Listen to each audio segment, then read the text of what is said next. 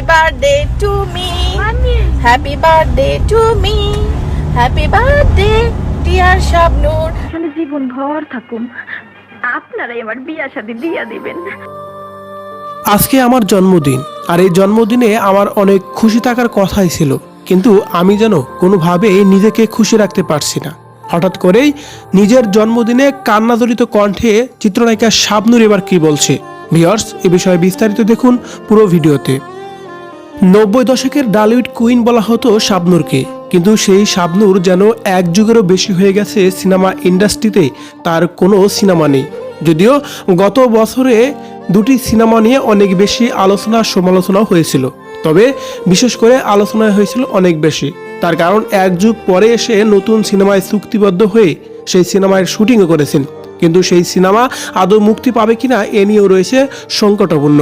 তবে এদিকে আজকে শাবনূরের জন্মদিন, সেই শাবনূরের জন্মদিনকে ঘিরে অনেক বেশি দুঃখ প্রকাশ করেছে শাবনূর নিজেই। দুঃখ প্রকাশ করে তার ফেসবুক পেজে দুটি ফটো আপলোড দিয়ে তিনি ক্যাপশনে লিখেছেন, বাংলাদেশ চলচ্চিত্র জগতের সুনামধন্য পরিচালক আজাদী হাসনাত ফিরোজ আজ আমাদের সবাইকে কাঁদিয়ে পরলোক গমন হয়েছেন। ইন্না লিল্লাহি ওয়া ইন্না ইলাইহি রাজিউন। আজ আমার জন্মদিন। জীবনের এই বিশেষ আনন্দময় দিনের শুরুতে একজন প্রিয় মানুষের মৃত্যুর খবর আমাকে সারা দিনময় বেদনাচ্ছন্ন করে রেখেছে। আমার অভিনীত কাজের মেয়ে, বউ শাশুড়ি যুদ্ধ ও ফুলের মতো বউসহ আরও অনেক সফল সিনেমার পরিচালক ছিলেন তিনি। তার এই অসময়ে চলে যাওয়ার সংবাদে আমি স্মৃতি বিজড়িত হয়ে পড়েছি। তার অকাল প্রয়াণে তার শোক স্তব্ধ পরিবারের প্রতি গভীর সমবেদনা জানাই। দোয়া করি মহান রবের দরবারে যিনি তার আত্মাকে বেহেশতে নসিব করেন।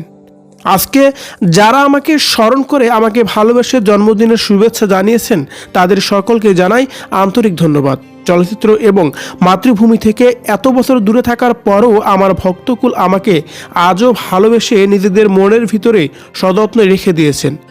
আপনাদের এই ভালোবাসার ঋণ কোনো কিছু দিয়ে যেন পূরণ করা সম্ভব নয়। পরম করুণাময়ের কাছে এই প্রার্থনা করি আমি যেন আপনাদের এই ভালোবাসার শ্রদ্ধা আর সম্মান আমৃত্য ধরে রাখতে পারি। সবাই ভালো থাকুন। এভাবে যেন নিজের জন্মদিনে কান্নাজড়িত কণ্ঠে কথাগুলো বলছিল শাবনূর।